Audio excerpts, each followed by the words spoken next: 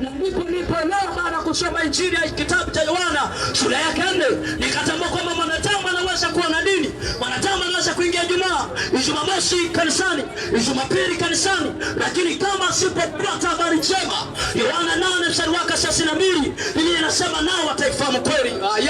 Na hiyo kweli tutaweka huru. Ina maana gani? Kwamba unaweza kuingia msikitini, unaweza kuingia kanisani, lakini bado uko na mateso. Kama Rubinti alikuwa anaingia ibadani, alikuwa anaingia kwenye sinagogi, lakini bado usinzi ulikuwa umemkamata. Alikuwa hawezi kulala bila kuonana na mwanaume, dozi ya siku kutwa mara 3. Na angalia kitu cha ajabu, Yesu anakutana na Rubinti, anamwambia binti, yuko wapi mume wako? Yule binti anasema, Yesu, sina mwanaume hata mmoja. Maandiko yanasema Yesu akamwambia, umejibu vyema, maana nao wanaume 5 wa 6 ambao unaenda kumpikia. Maana zilikuwa ni saa 6 mzee baba kaenda kuteka maji, ina maana alikuwa anaenda kumpikia Bwana.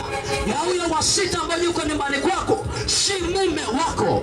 Yesu akatambua binti ana shida ya usinzi na msumbua, na ndio maana anakuja kusemesha pahali vita mizuri ya Kariakoo. Unaweza kuvaa hijabu, unaweza kuvaa kanzu, unaweza kashika Biblia, unaweza kashika msafu, na bado tu mambo machafu kasiri kuyafanya. Hivyo ndipo unapotambua kwamba unahitaji uwezesho wa Mungu ndani ya maisha yako.